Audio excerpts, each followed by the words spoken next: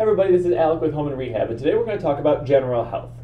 Now the ACSM, which is the American College of Sports Medicine, and the Surgeon General of the United States have some basic guidelines that they use to kind of to let people know how often they should be moving to stay healthy. Now we know that exercise is great for your heart and muscles, but how much is enough?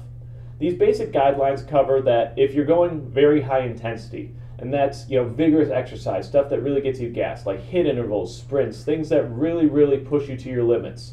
Going up to about 75 minutes of that kind of aerobic activity a week, regardless of how many days you do it, can be very beneficial. On the other hand, if you're doing something at a more moderate intensity, like jogging, power walking, general step aerobics, things like that, you want to go a little bit higher, upwards of 250 minutes. Now, that sounds like a lot of time.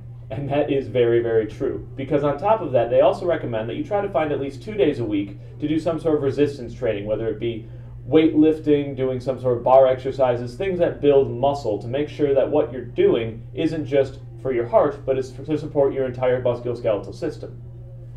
There was a term that I went through school hearing called the weekend warrior. It was used rather disparagingly, and it was people who tried to cram all that time into the weekend, thinking that, if I do it on the weekend, at least it still counts. And my teachers were very discouraging about that. And I have some great news for people who don't have a schedule that accommodates anything else, and that is that it still works.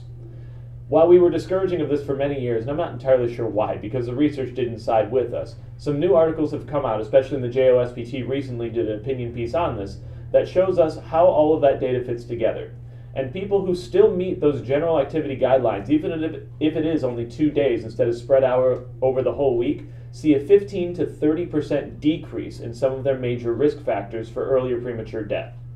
Now this is hugely important because what it shows us is that even if your schedule does not accommodate daily activity, which is the general guideline that a lot of people would like to see, being active, even if it's only on the weekend, is hugely important to maintaining your overall health. That means that a lot of risk factors that could lead to things like stroke or heart attack, or even things that just like strength and balance that lead to risk of falls, can be addressed even on a busy schedule. So people who have to work and come home and cook and take care of their family very often have a hard time, and reasonably so, finding time for that daily exercise. But if you can make that time even over a weekend, over just 2 days a week, it really seems to help. And I like to make sure that we're encouraging people to stay active, not discouraging them from doing it the less ideal way. Because realistically, if you can stay healthy and stay out of my office, I'm actually happier, because that means that you're living a better quality life. In general, physical therapy is about making sure that your quality of life is the best it can be. So, while I'm always here for you, and if you ever need someone like me, we are always here to help you through an injury or recovering from something major like a vehicle accident, it's okay to not come into my office, and I'd prefer not that you not have to see me at all. And so staying active is a great way to do it. If you have more questions, it's okay to come ask a physical therapist or a personal trainer, and it's okay to look online. There are a lot of good resources, but making sure that you're getting the resources from the right place is always important, because there are some activity guidelines out there from some less reputable agencies that are really in it for the money.